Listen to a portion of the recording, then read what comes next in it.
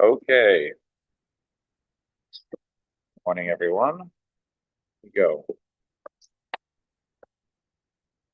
So thank you. Shlomo has the sheets here for those who need. Okay.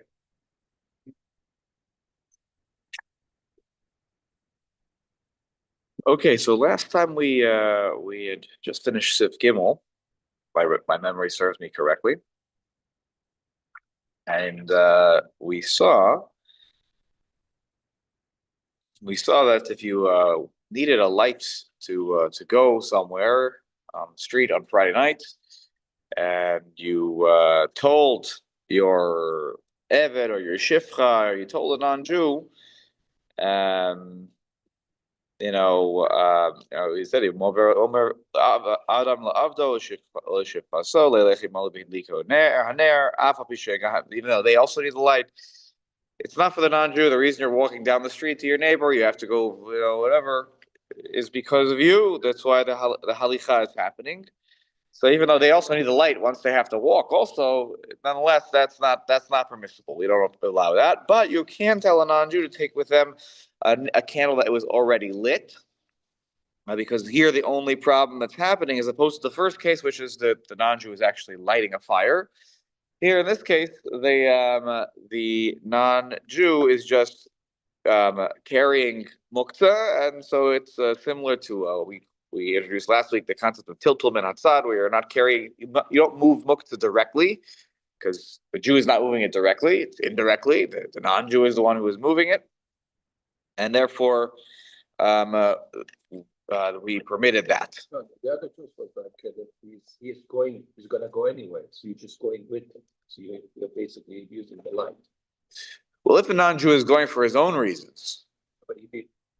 wait, what's the next case that's okay that we discussed? Yeah, that was the one. That was the case was that there was already a candle that was lit, Ner Daluk. So he's taking and he's going. But I'm telling him to take it because otherwise he's not going. But because it's already lit, we're talking about only the worst thing that's happening here is the differ of muktzah, just being moved. And because this is, we allow, generally speaking, if there's a need, not for no reason. We even said last week in the Mishnah Berurah, if there's no good reason, let's say I think the case that was brought there was to tell a non-Jew to move some wicks because I don't want them to get lost, ruined, stolen. So I can't do that on Yontif. So I can't, just because get ruined or no, it has to either be Latorach Gufo, and I need something from it. Then we're gonna say Tiltul Man outside is okay. Like one sec. Then Tiltul Man outside is okay because I needed it, right? It's like the case of the carrot. I told you it was you had stuck it in the ground before Shabbos to keep it fresh, and on Shabbos I pull it up. I don't move the dirt, directly. I move it indirectly. That's okay. Or I need the spot. Those are going to be when we get to the topic more, the topic in more depth of, klisha, malachta, le'isr, muktzah, you might call it, things that are prohibited to move. Two of the exceptions are when I can move those when there's a need for the spot, tzarich makomo, or I need the actual goof of the thing that's being. I'm moving it because I need the thing, like the carrot. Then we're gonna say it's okay. So we'll give you 1 second. But the one thing that we said was a problem was if I told the non-Jew, even in this case where the candle was already lit, if it was a ner shel shemen, then I have to be careful not to tell them to come with me quickly, because if they walk too quickly, it is a certainty that right. It is a certainty that it will cause it mavir umachabed, because they're going to move the oil is going to jump around, and therefore the flame is going to get bigger, smaller, and now I'm asking them for sure to do something which involves a biblical prohibition, and then we're back to the first category where we're not comfortable with that. What about my Yes, quickly, go ahead. What if you have two walkie-talkies and you want to give a walkie-talkie to someone on Shabbos? They're not going to use it, so they're going to play it. But that benefit's not accruing on Shabbos, so you can't do that. But it's good for a good reason. No, it's not. No, you don't need the space for it, and you don't need the actual thing because you can't even use a thing on Shabbos. You have to need to be able to use it, tzarech gufo, or makom. So I'll give you an example right now because we're going to learn a quick example right now. Okay, so You're talking about moving the container with the oil that is already lit? yes, we're about to. We were just reviewing that from last week, and now we're gonna use that case as a jumping off point for an for some of the for an important extra comment here for that's in my Mishnah Berurah Dirshu edition. So in this one, you're just gonna have to hold tight if you're not unless you like Tommy has this edition of the Mishnah Berurah. So there's extra comments that build off of the. That build off of this case of don't tell him to move fast if he's holding the oil one. Just in general, when we're done with this comment, we're going to continue with Sif Dala, just in case you're looking what page. It's page 112 in the packet. It says 112 on the top right-hand corner. But right now, we're just looking at this because this is a very relevant practical case. Maybe some of you have refrigerators already that have the Shabbos mode thing, but you have the Shabbos mode refrigerator? Yeah. Okay. Got it. Yeah. A lot of people have that. Once you get a new you're due for a new refrigerator for whatever reason. A lot of people are opting for this, which really makes a lot of sense. Okay. So it's for me. It's on page 15 in the Miluim section because there was in the Miluim section, and it's in the middle of this page. So just everyone else just listen. What we're describing in the case with the oil, if I tell her, come quickly, I have to go to the neighbor, is the case of what's called psik reisha. We've discussed it a couple of times before. Psik reisha. Psik reisha means I know something is going to happen for sure that is problematic, but I'm not doing this problematic thing. I'm not doing this action for the problematic piece. So let me give you an example. He says here, it mashma from this case in the Mishnah Berurah, that we learn a rule that you can't ask a non-Jew to do something that is a psik reisha. I tell you to do A is fine. When I do A, though, B will always result. B is not okay on Shabbos. And we learn from this case that I can't say, here, hurry, come fast. There's nothing wrong with going fast. Walking fast is not a problem. It's interesting. We'll get to the topic of Siyagasa later in the Hilchot Shabbat, but let's assume that's not a big issue, and you can come fast. Come when we're going to the neighbor for the Einig Shabbos over there. So we learned from this the fact that I couldn't tell him come fast because I know it's going to cause a problem. That a psik reisha to tell a non-Jew to do something whereas a psik reisha is not allowed. Omnam, he says l'inyan.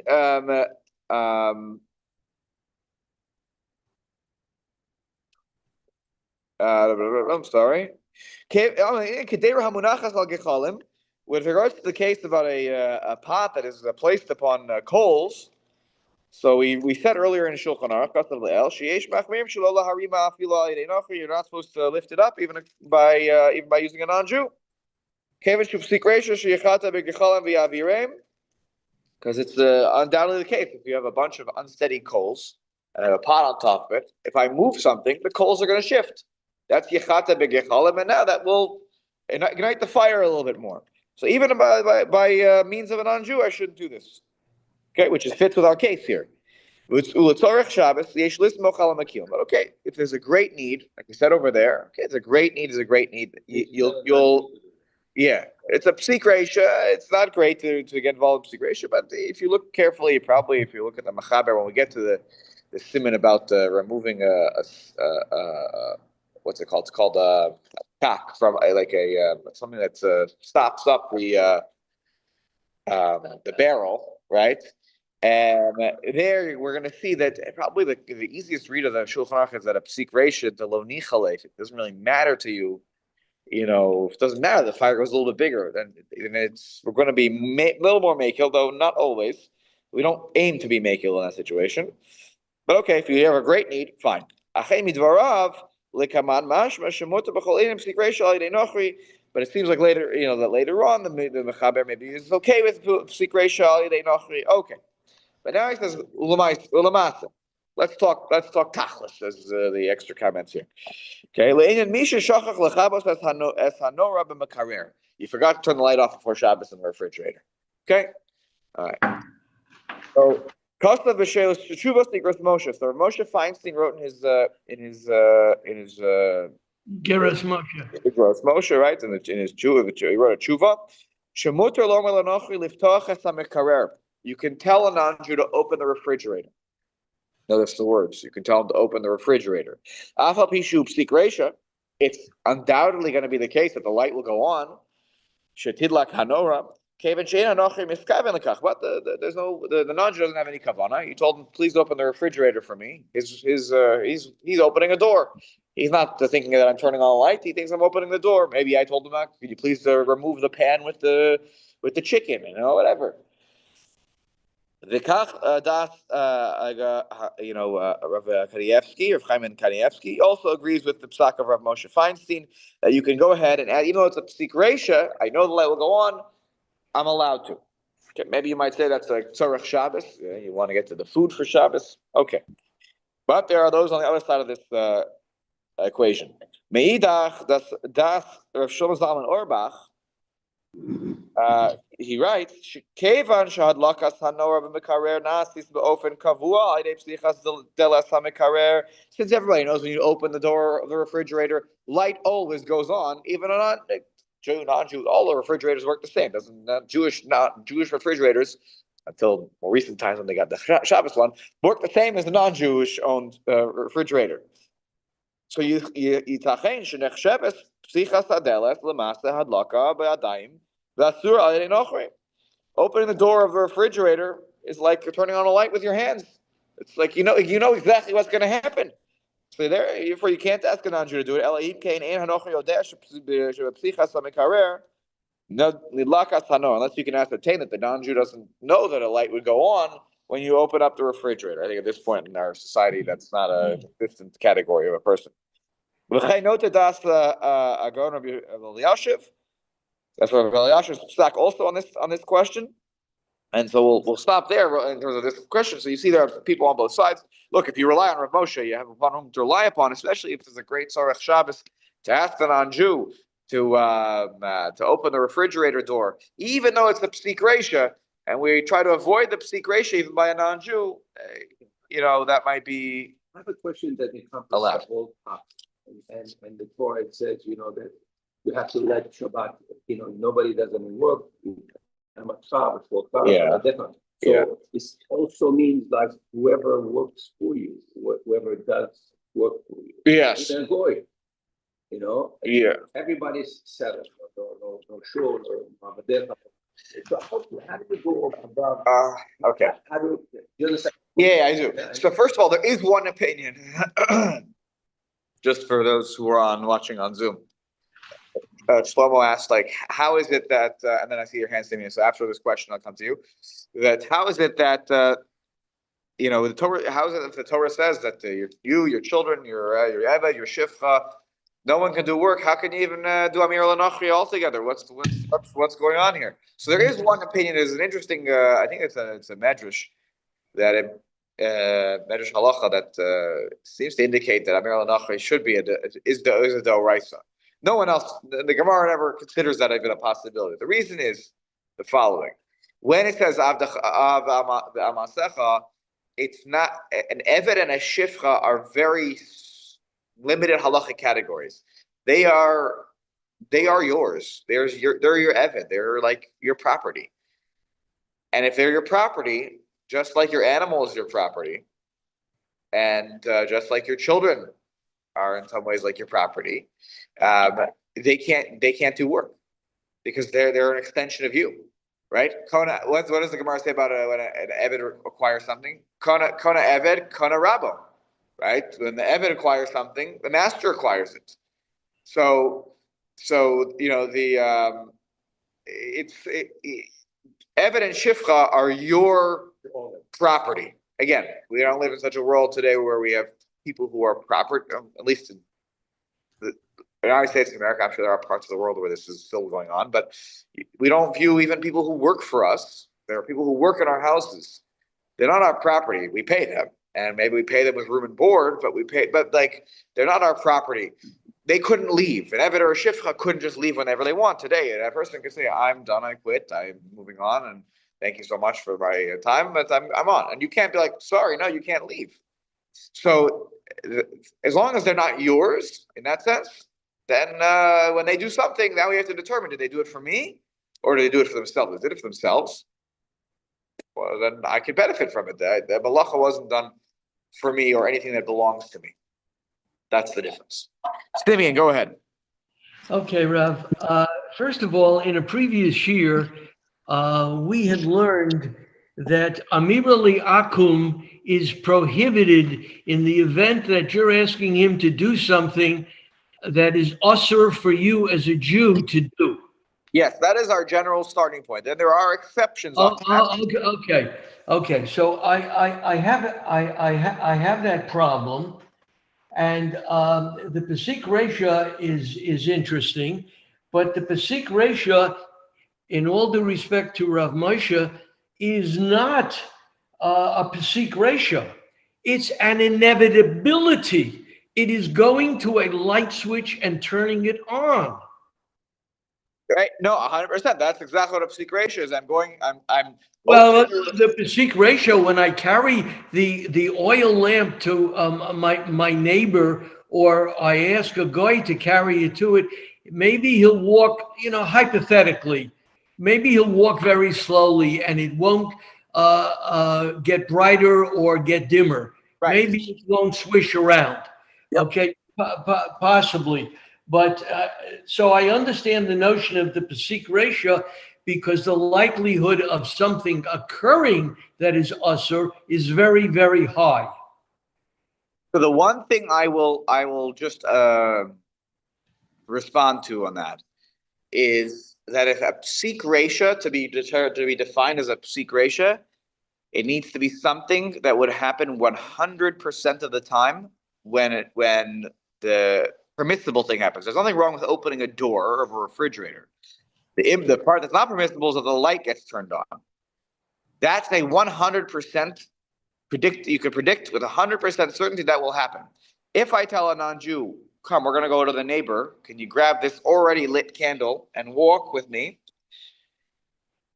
And they choose to go fast, or in they're moving the candle around, they're bumping it around, they don't care this way or that way. Well, that's what I would call more like a davar she'eino miskaven. There are two categories. If I know that something will happen, for sure, because I told them to do it a certain way, I said, go fast. That's a Pesik Resha. If I tell you to do something, I just say, here, walk down the street. Let's go walk down the street. And they walk benachat. It's not a certainty that we'll have a havara issue. Then it becomes what's called a davar she'eino miskaven. If I have something that happens on Shabbos, but it doesn't happen 100% of the time. Let's say, what's the good case of the davar she'eino miskaven? That wasn't the main purpose to make the light brighter or lower. It's an inevitable result. Goes wrong, but it wasn't inevitable. Let's say 80% of the time it happens, but it's not inevitable. Okay. It's still, then we paskin, it's mutter to do if A is mutter and B happens sometimes when you do A, and I do A and B happens, it was mutter, because it was mutter to do A because it was a davar she'eino miskaven, and B, okay, it happens sometimes, whether it happens or not, I couldn't care less. I'm trying to think of an example of that. If you could figure out, a case where, and I'm not saying I'll be very careful in using this example. Let's say you had a comb on Shabbos that you wanted to use or a brush, you wanted to brush your hair quickly. If you know that every time you put a brush or comb in your hair, you're pulling hair out, then it's not permissible to use the brush or the comb. But if you have a brush or a comb where occasionally, when I do that to my hair, occasionally a hair, comes out, but not every time I stroke, like this, then it would be a davar she'eino miskaven. I'm not sure the Metzius is there. I really didn't do enough studying of combs and brushes. I know people are pretty machmir about that question. But if it could ascertain that only happens sometimes, and it's not a foregone conclusion, then it would be a davar she'eino miskaven. And then it's mutter. That's like the case of the guy walking down the street, going at a slow pace. It's possible he might jiggle his hands by accident, but that's not a foregone conclusion. So Rav, But Yes. the boy walking with the candle with you, as the thing is, once he's outside, he's in danger too without light. So then it really is to his benefit to have the light. Well, that was the first case. That was but if he's lighting it because you told him let's go down the block, then that's a different story, as opposed to taking an already lit candle. Yeah, but already accompanying you, he's in danger himself. So there's a benefit. For sure. Example, it just happens to be that it's dangerous for you to walk in the dark. It's just whatever reason he's doing it, it's dangerous. For Yeah, no, I hear. For that purpose. Also the idea that he can do whatever he wants, not telling him to go faster, you have to go faster, you won't shake it, it's his problem. You're not Right. telling Well, him the that. bed, Right. Right. Yeah, Simeon, go ahead, and then we're gonna move forward. Yes. So Rav, how does the notion, and this is something we have touched on in previous shiurim, of the Shabbos Goy manifest itself with today's limud? In terms of what we've learned? Well, in other words, if I have a deal with my non-Jewish neighbor to come in, my father, Olav Shalom, used to tell a story about his father who had a guy come in and turn on or off a light for him on Shabbos. Right. And there was no Shabbos clock in those days. Right. And my father would say that his father always poured a shot of whiskey and left it on the edge of the refrigerator, on the top of the refrigerator, and the guy would come in, fix the light, take the drink, and leave. Now that clearly is usur based on the limud. Yeah. So again, unless you have a tzarech gadol or a tzarech, mitzvah. It becomes a lot harder to justify. But let's keep going. We're going to see that there are a few more maybe exceptions to the rule, but the rule is, it's not an easy rule. It's based on sort of what we are all familiar with, sometimes seeing, around. But again, maybe there was a tzarech mitzvah there. Again, the whiskey case, the Aruch HaShulchan had told his childhood story about the whiskey case, where there was no light. He put the whiskey in the room where there was no light. And then they said, "Oh, there's a whiskey in that room," and then he turned on the light for his own benefit because he wanted to see where the whiskey was. That's where you got it. That's what he got from the Aruch HaShulchan. It was the whiskey. Okay. Okay, let's go to Sif Daled now. This is an interesting case. Okay, you have it's on top of the bottom of the page 112 in terms of the Shulchan Aruch parts. So if there's the light on in the Jewish house, and then a non-Jew comes in, and he lights another candle. So there was one candle already lit. I was sitting in the room. I was reading my book peacefully on Friday night or whatever we were doing, and the non-Jewish person walked into the room, lit another candle. So mutar lishtamesh laora be'od ner rishon doleg. It's permissible to use the light of the second candle as long as the first one is still burning. Okay, aval achar sheyichbe harishon osel lishtamesh laor hasheni. But once the first flame has been extinguished, it is prohibited to use the light of the second candle that was lit. Okay, let's take a look here at the Mishnah Berurah. Lamed Beis, mutter. Okay, that it's mutter to use the candle while the first one is lit. Rotze lomar.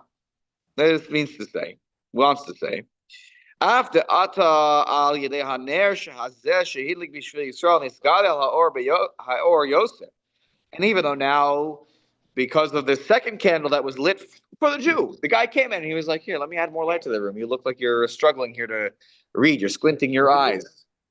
Yeah, he didn't. Let's say he just came in and he lit the candle. Exactly. Because if he had asked him, then he probably should say, "No, thank you." Let's say he goes in there and he just lights it. Now I have more light, so I'm not squinting as much. So I'm actually benefiting.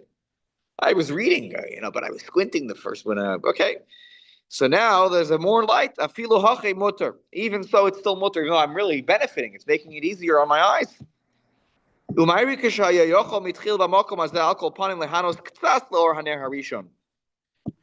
we're dealing with a case of it. Initially, I was able to nevertheless benefit a little bit from the first light, and I was still reading a little bit. I was able to do something. And therefore it's permissible to benefit from the second light because I was already reading. So I'm more reading with more comfort now. Okay. But I was able to do what I wanted to do even without the second light. So my But benefit, the Jew benefit can do from the that? second. The The benefit. Jew can do that, Rav? What was that? The Jew can do that? The Jew can light on Shabbos a No.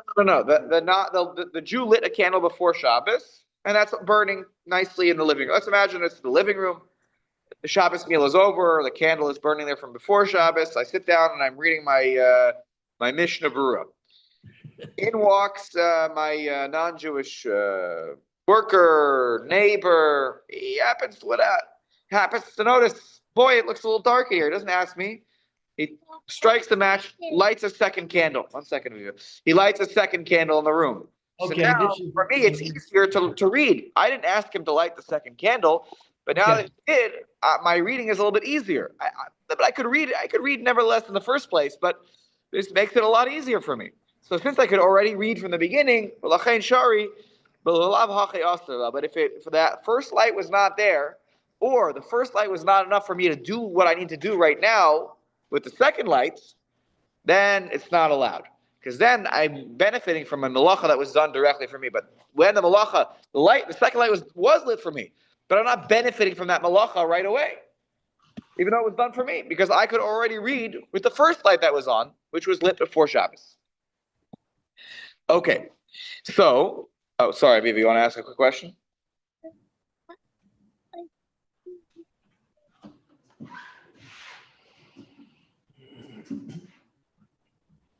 Yes.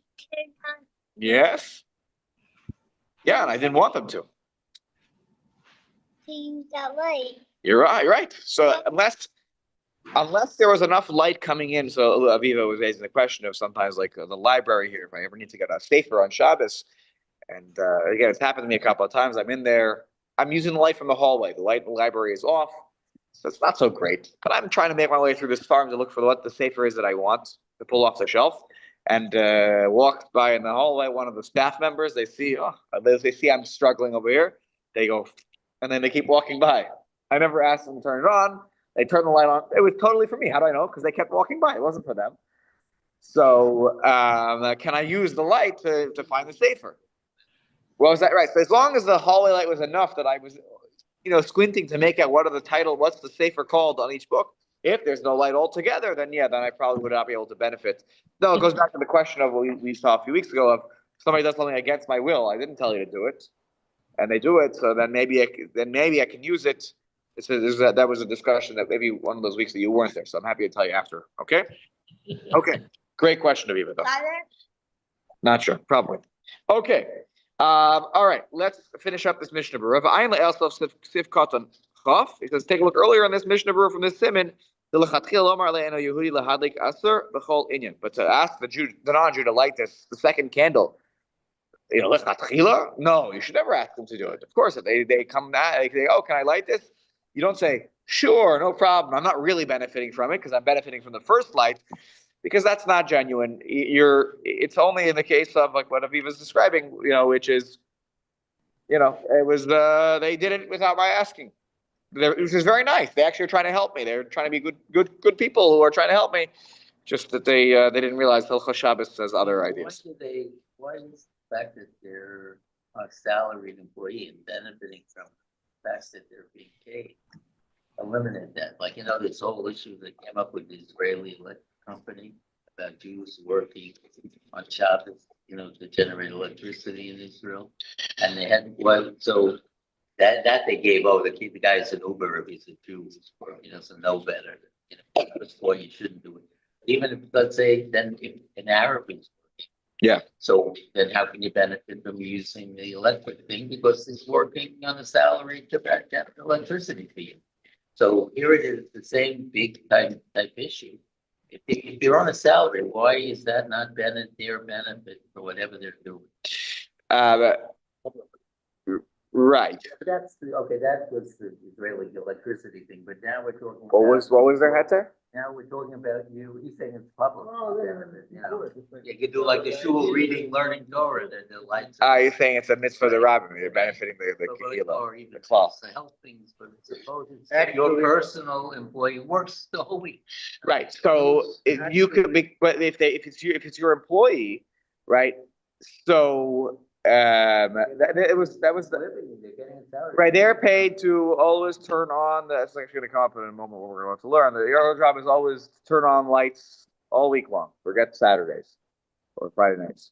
Their job is always to be the one, if there's ever something needs to, because today when we turn on a light, it goes, but to turn on a light was a little more complicated, in a day not that long ago. And so that was their job. Their job was to go around. Yeah, you want to jump in on that? Yeah, Israel. I read an article. 30% of the Haredim were not using electricity on Shabbat. Because of Period, this reason. Because of this reason. So now they installed automated equipment that generates electricity. They don't need personnel there so that they can use it. Wow. In some areas. There you go. Yeah, it's if you have a worker who's doing things, on your behalf, it's still a problem. It's still a problem. If they're doing it as part of their, job and it comes up in a way where they can do it that's mutter, so then great. But at some point, they're going to, especially if they're right here. Like if they're working in an electric plant, they're somewhere off site and they're at what we call a kablan. Your job is to produce enough, energy to power the state of Israel. You want to work a 24-hour shift on Thursday into Friday instead of working whatever else. Your choice. But your job is to make sure that you produced enough. I don't know how it is. Right by the end of the month, you produce this. Right. So then it's permissible for them to work on Shabbos. It's interesting though because everybody knows that Shabbos is a Jewish country. These are things that Baruch Hashem we have to consider. But it's a Jewish country, so you know that when they're producing it, that it is it's happening on like if I go to the dry cleaner, I drop my dry cleaner off. If they happen to dry clean my suit on Shabbos, they could have done it on a Friday or a Sunday. They chose to do it on Saturday. You have no control. I don't, what's the difference to me? The difference is that with the electricity, though, the output is always going to a Jew, right? Like if the dry cleaner was always cleaning only Jewish clothing, right? And the dry cleaner himself is Jewish, right? We're in a different story. That's the beauty of Israel. That we have to consider these questions. Yes, Shlomo.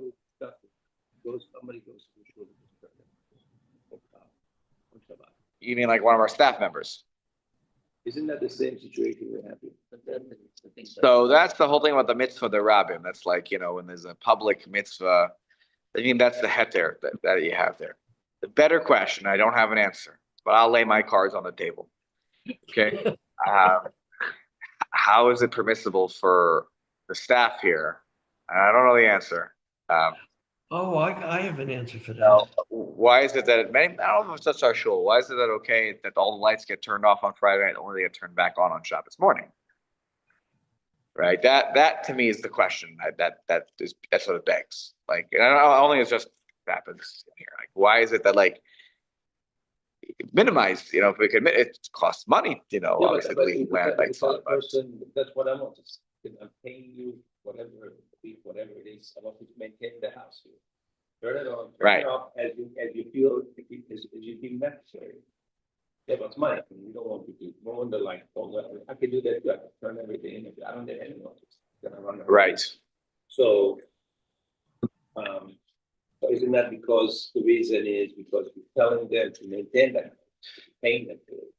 raising their kabbalah, and their job is to maintain the building and to maintain it, whatever, how you would normally. Yeah, maybe that's how you could explain them when they're turning it on Shabbos morning. You're saying, well, that they're turning it on now because it's a mitzvah to rabbim. Because it is a direct benefit to the Jew, though, meaning to all the Jews who are in here, right? That's why it's being done. That's why the light is being turned on. But it's it's a mitzvah the rabbim. That's why, if the light goes off in the middle of davening, which unfortunately happens too often here in our shul, we ask the non-Jew to do it. Okay, nobody can see the sitter, nobody can whatever. Or if it's too cold, it's too whatever, and they want to adjust the temperature, same thing. It's a mitzvah of the kehila of the to daven. Anyway. So I think that's that's where I think where the head there is going to come from in the space of the shul. But once you go to somebody's personal home, that head there doesn't follow. Yeah, it doesn't follow. Okay, let's look at next Mishnah Berurah here, Lamed Gimel Aval. Let's talk about if the first light goes out. Can't use that second light. That's Lamed Gimel. Let's say I have a medura, a little fire going before Shabbos. Hosif Eitzim b'Shabbos b'Shul Yisrael. Goes over to the fireplace. I'm sitting by the fireplace. I'm enjoying the fire. My non-Jewish friend, worker, whatever, he comes in, throws a piece of wood into the fireplace, says, "It's on me." What are you doing? Threw the wood in there. And now the fire will be bigger, last longer. So once the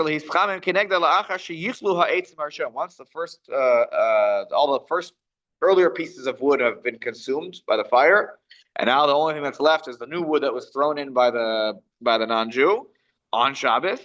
So then I'm not allowed to get any benefit from the warmth of that fire. I need to step away from that room. But before the first wood pieces have been consumed, I can benefit even though there's extra heat now coming out. If there's a need for me if I'm cold or whatever, I can utilize that heat. Okay, that's just the same logic from the first case. But what if you go to a public place like a hotel? You get Friday night, there's a light there, there's fire. They didn't turn it on for me. They turned it on for the guests, and if the individual, well, then I guess it's a sticky situation. What if the majority of guests are Jews? That's maybe it's a different calculation. But if you're in Chutz La'aretz, unless there's some conference going on that's a big gathering of Jewish people, which is possible, by the way. There are conferences. I remember YU used to have like a annual conference in Florida. So there were a ton of Jews in one hotel for Shabbos. So maybe the majority there was Jewish. But most cases they're going to come up with they turn it on because they're guests. They're not thinking Jew, non-Jew. Yes, and most guests are non-Jewish. So whenever we talk about if the majority is non-Jewish, then it's not a problem.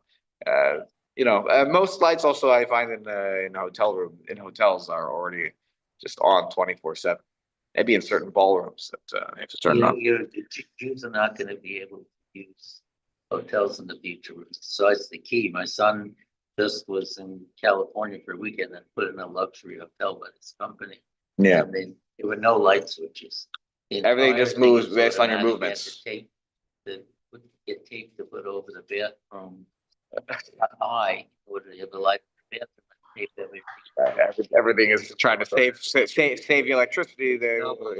No. My sensors, you have to do it.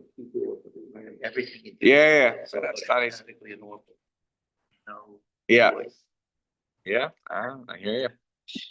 By the way, Rob, there are no Jews in Florida, so don't worry about it. That was a California case or something. Okay. Let's take a look here at Lamed Daled. Okay. So it's mutar to use that second light, as long as the first one is on. Even though because when there's oil added to the oh no, sorry, we didn't read that part of the Mishnah Berurah. On the Shulchan Aruch. Let's go back up on top. Sorry. Second line of the page.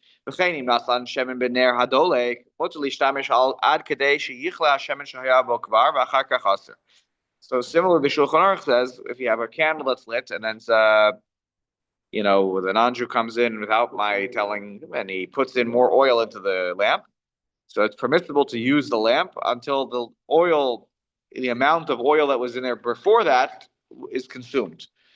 And then after the fact, after that point, it would be usher. So now the Mishnah Berurah says, Lamed Daled, after but when you put more oil, the actual flame becomes bigger. So really benefiting. It's not just longer lasting. It's now in the short term, I'm actually benefiting in a very significant way. If there's anything else that is done, you're shaking the table, okay? Thank you. And right, please don't shake the table. Thank you. And if anything else is done to fix the light for the Jew, and then by which that the flame becomes bigger. After Vada Ister Gamor even though there's for sure you can't tell the non-Jew to do this, to tell, hey, do this for me. Even though the flame has become bigger, you can use it. Because I was usable before, maybe not as bright, but usable. I'm not benefiting from this malacha now that now that you did this, I can do other things. No, I was able to do them before. So my benefit from the malacha that the non-Jew did is minimal, and so minimal that will even let you continue to do whatever it was you were doing before, because it's not really, you were doing it already. I was reading already. So the light is more bright. I'll squint a little less. Okay. But I was already able to read previously. How do you judge it from the list? That's gonna be a problem. Yeah, so you're gonna have to guess. There'll be a guesstimate. All right, I put in an oil. Again, they probably were much better than we would be at guessing, because if I have an oil lamp and I know, because I've my just lived experience of my whole life, like if I fill it to this line, I get about 2 hours. Right, so I remember I lit it. It was a little bit lower than that, so it's probably about an hour and 45 minutes. I don't think the rabbis are going to be like, they're 1 minute past the exact time, because it's impossible to know. You have to do your best to guess how long it would be, and then after that point, you have to. Right, exactly, and you'll remove yourself from benefiting from it. Okay. Wait, I have a question. Yes, go ahead, Yair. What if he puts more light on the same candle instead of lighting a different candle? That was the last case, that you put more oil into that candle, so it becomes a bigger candle. And the answer is, like, I have to stop once that amount of oil that was in there originally, burns out. Good question. Okay, let's go back to the Shulchan Aruch, or actually the Ramah, at the top, and read a kind of strange line here. Not sure why this is here, but then we'll dive into why it's here. The Ramah says,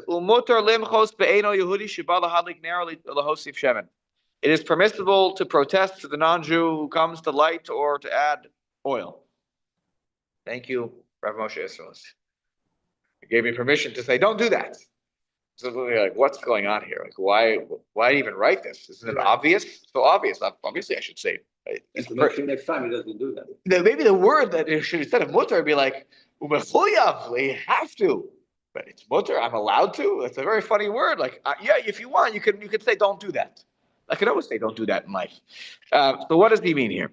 So Simeon, what do you want to say? Well, you in this case, the Ramah is telling us that you can literally take the guy by hand over and tell him to do it specifically for you. No. Limchos. He's saying it's permissible to protest. If the non-Jew, mutar limchos be'eno Yehudi, I can protest against him if I see he comes into the room and he's got another candle in his hand, he's about to light it. I said, no, don't do that. I'm allowed to say, don't do that. It's actually the opposite of what you're saying, Simeon. Here, I'm giving you permission to protest against his actions that are about to be. But isn't that obvious? I didn't understand that. I'm reading it, and I don't see that. The Haggadah says, "Umutar lamar la'eno Yehudi," and it's permissible to tell the non-Jew, "Leilechimo," to walk with him. Wrong. Hold on. I think you're in the wrong spot. Hold on. Turn the page. We were at the end of Snif Dalid, the Ramah, the end of Snif Dalid. My bad. I'm sorry. No. I'm I'm glad I was sorry. able to figure out which page you're on. So yeah, if you just turn it, you see there on the Yeah. third line, Mutter Limchos. Okay, let's look at Okay. the Mishnah Berurah tries to explain, like, what is this? This is so obvious. Like, what's going on here? Okay, so Lamed Hey Umutter Talka Daita Chamina Lahachma Razet. There was a Havamina. Okay, you ever know what a Havamina is? Like, that's why I would have thought that it's actually, maybe I should be machmir in this situation, strict. Maybe I shouldn't talk shop with him at all about things that relate to lighting, not lighting. Okay, we got it. You like the truth. Okay, thank you. That has to do with hadlaka, and it has to do with lighting a candle. So maybe I shouldn't even bring up don't light, because if I say don't light, now I'm bringing up that there's a whole to do about. I'm bringing up the issue, and maybe by bringing up the issue, I don't know. Well, I'm not even sure what to fill in for the blank rest of this here. I'm not sure what exactly is the Havamina. I don't know. Did they spell it out a little more there, Steve, in your edition? Yeah. Like it's a funny Havamina, so that I shouldn't talk. Meaning, like I shouldn't have on my lips something that has to do with something that's usher. We'll talk about lighting and not lighting candles. It's not, because if I'm talking about lighting candles, it's inappropriate on Shabbos. There's a Havamina of that. At the end of the day, we don't accept that because he says it's much to protest. But because if I'm talking about Adlakas Neros, is it it's Daber Davar? I'm speaking about things that are not Shabbosdik. On Shabbos. Right, exactly. I can't learn about the whole Indian about right. Correct. Right, good. You can't tell the guy it's dark in here. That's a separate problem of Ramiza. That we will deal more with the Ramiza question. Yeah, doing Ramiza is not so simple. Hinting, as we talked about it a little bit already some weeks ago, that hinting, if at the end of the day, sof kol sof, he does the action and I benefit from the action, and the malacha was done for me, just because he can break Morse code doesn't mean it wasn't done for me. Yeah, that's a separate issue. So anyways, that's the Havamina here. Is like that we're talking about hadlakas neros. We're talking about lighting, and I don't want to get involved with lighting. Now, Lamed Vav, good. Here, let's keep going. Limchos, u'mikevan demichabo, v'hera delo nichale l'sheyasa b'shavas v'shvilo. So now, since I've protested, I said, please don't do that. I see you have a thing in your hand. You have a piece of wood you're going to throw into the fire. Don't do that. And now that he knows that delo nichale doesn't benefit me, I don't actually want you to do this. Since I know he doesn't want me to do this, the non-Jew knows that the Jew doesn't want it. Let's say the non-Jew goes ahead and he does it. Then we consider that malacha as if he did it for himself, the non-Jew. Right. He said, "Don't do it." Yeah. Well, here's the thing. I would say that if they know that if it's what's it, a dog and pony show? Is that the right expression here? I'm just making it look like it. I'm going through the. I'm gonna tell you can't do it, but when I tell you that I can't do it, then that's not okay. If he understands that it's just a show, oh, don't do that, and he then does it, that's not okay. And that's but if I really say no, I'm good, please don't do it, and then they do it anyways. Then that malacha, they did it for themselves. The non-Jew did it for themselves. Then the Jew can use the light. Even if it's a Jewish-owned light in a Jewish home, what does that mean? I said right. Ya'arim is to do a trick, right? As long as it's not what I just said, that he knows that it's code. That when I protest, you go ahead and do it. Then it's just a trick. Okay, that's what he says here about this. And last one, Lamed Zayin lahadlik. Okay, that he can I can protest that he lights the candle. Yehudi. This is when it's permissible to protest against the non-Jew lighting. If it's his candle, he owns it. It's his lamp. Aval kishahaner shall Yisrael. When it's a Jewish-owned ner, a Jewish-owned lamp. Sarech limchos bo kishiroa shirotz lehadlik ner o lehostif shema bishvilo. Chanizkel b'sifkot on Yud Aleph ayin sham. When is it only permissible for me to protest? I mean, I don't have permissible means I don't have to. When is it optional? When the non-Jew owns the lamp, it's his lamp, but he's going to light it for me. I see this, I can choose yes, no. I don't say, he comes with a candle that belongs to him, to your house, Yeah, or Shabbat, and he wants to turn it, and you said to him, you don't turn it on, I can. but he's in your house. Right. So I can, because why? Because I can still benefit from the first candle. So is it okay if he lights the second candle? No, but it could be, What do I care? is there any difference? It could be your candle too, you have two, one, not the other one, he comes in and turn the other one. So what does he say here? But if if the ner is owned by a Jew, it's mine. Then I do. He might still without. I could say don't do that, and he might be like whatever. You're gonna ruin your eyesight. He lights the candle. That's a different story. That he went against my word. But I have to protest if he wants to turn it on my behalf, and it's owned by a Jew. So if one of the staff members of the shul came to my house for whatever reason on Shabbos, they need to pick something up from my house, and they want to turn something on for me, I have to say no. I have to say no. Don't do that, please. Thank you very much for offering, but no. What if it's for, Right? let's say for a life or death situation? Then everything is off. Then everything is permissible. That's different. That's the breaking Shabbos. Okay. Again, that's so again. When is it optional? That second candle situation. I see they're about to light it. That's if it's their own light they want to turn on. That they brought their own lamp. Right. But if it's mine, I have to say something. That's like what we said before in the Sif Katan Yudal. We had to come across that concept of if it's my own candle. Yeah, correct. That's tarikh. Okay, let's take a look. What time? I have 2-3 more minutes. We'll read a little bit of hay and then we'll stop. Okay. We're not going to finish the whole thing, but this is interesting. Okay. We'll go here. Thanks. Thank you, please. Sif hay. Ba'aratzos karos. Mutar le'eno Yehudi la'asos medura b'shvil haktanim. Now let's also just put a little context on this comment here. The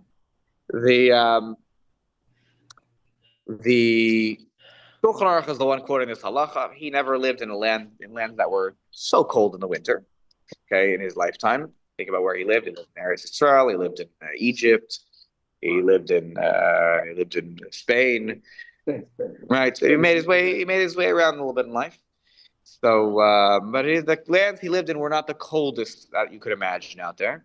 For Moshe Isserles, in Poland, lived in a little bit colder place. Okay. Yeah.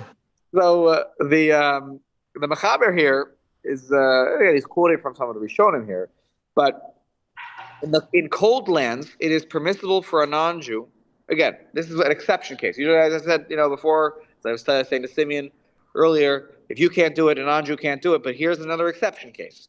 So if you live in a very cold land, it is permissible for a non-Jew to make a fire for you for the children, the the kids in the house. Umutarin hagdolim lischambo. Once then it's on, then the adults can also benefit from that from the warmth.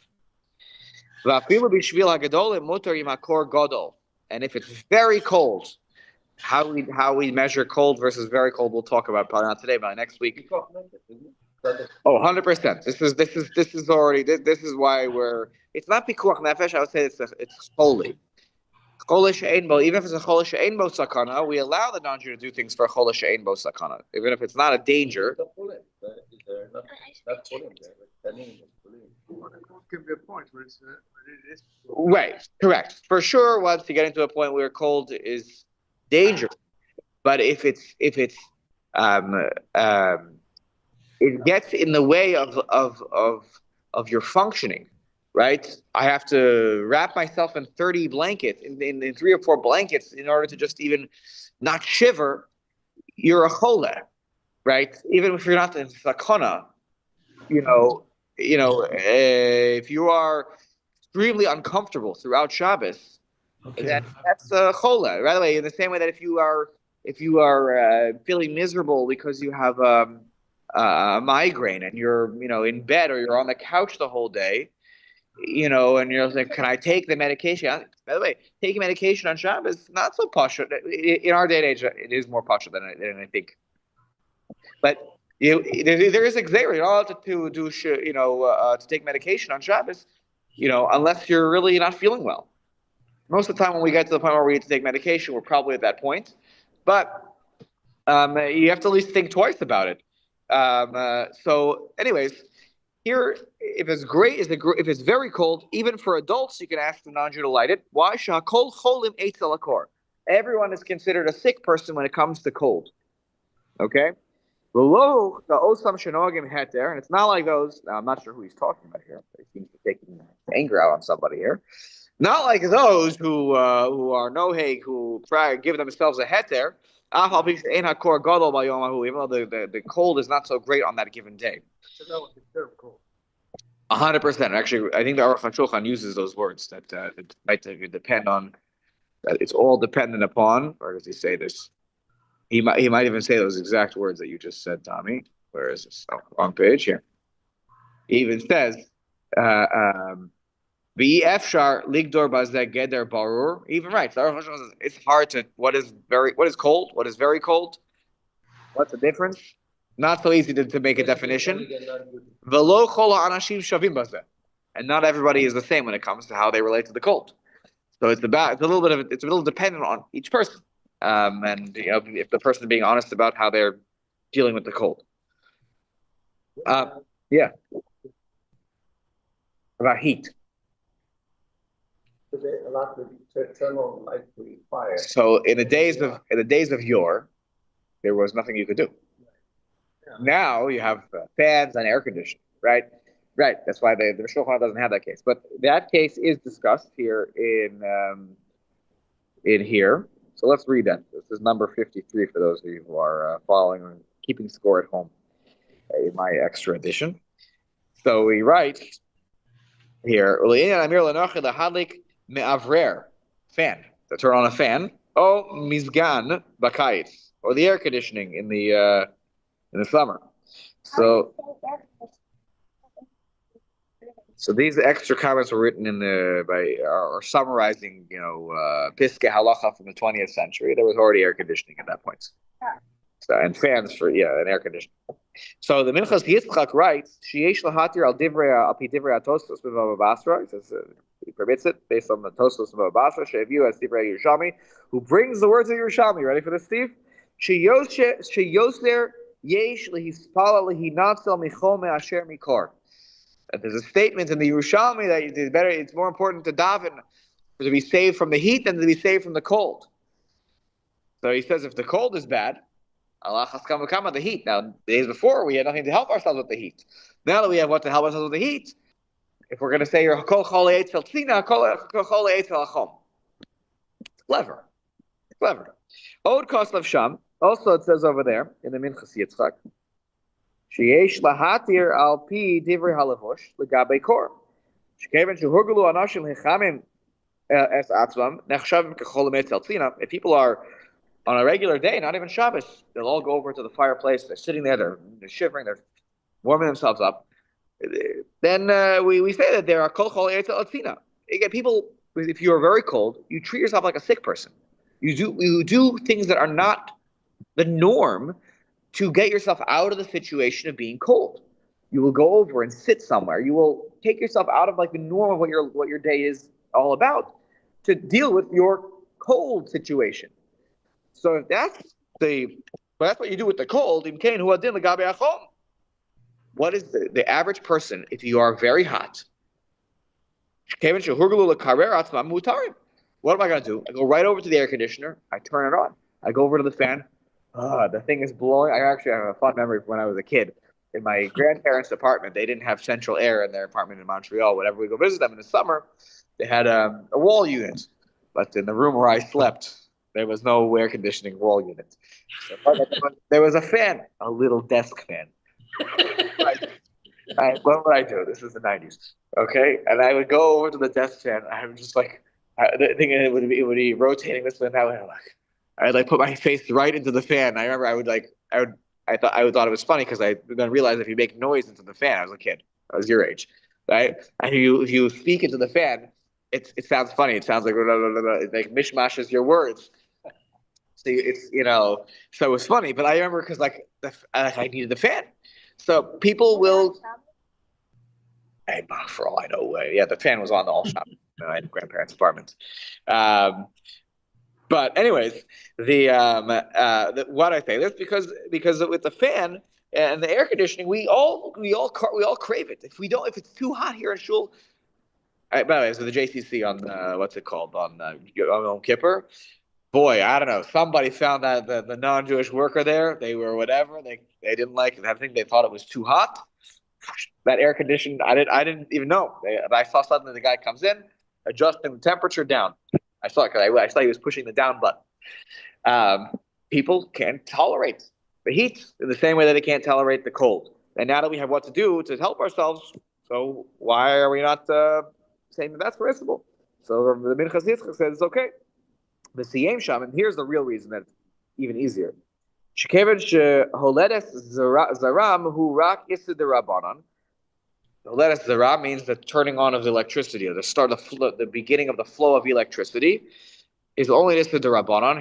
He does note here, except unless you hold like anyone know? Chazon Ish. Chazon Ish thought it was bonet. That's why he was very machmir. Turning on electricity is just a doraisa. Again, it's also across the board, but he thought it was a doraisa, much more severe problem. Even if there are some nitotos, okay, it's only nisted the rabbanon. Again, unless you hold like the Chazon Ish. In came lomer lenochi lahadlik me'avrer, to turn on the fan who rak shvus to shvus. Turning it on is a derabbanon. Telling it on Jew is a derabbanon. Tzarech, it's a tzorech. I'm feeling very hot. I'm feeling. I don't feel oneg Shabbos when I'm sweating. So it's a shvus to shvus. It's even better than the air. Turn on the furnace is nisadoraisa. That's much less easy to justify. So therefore, for all those reasons, to have them turn on the air conditioning, to have them turn on the fan, is a shvus, which is mutter b'malkom tsar, when people are uncomfortable. So that's the answer to that question. There's a tshuva of the Or Letzion who's machmir, and actually there are Moshe Feinstein who's also machmir. I think people are more lenient on this question about the fan and the air conditioning than the furnace question. Is roughly on the timers. On the timer for the fans, yeah, correct. Rav Moshe Feinstein is still alive? He is not. He passed away in the mid-'80s. But actually, I'll tell you afterwards. I'll tell you after a cool fun fact. I'll tell you afterwards. Actually, we'll stop here because our time is up. And I'll turn this off, then I'll tell you. Okay, I'll tell you a fun fact. Okay, ready? Oh, dude.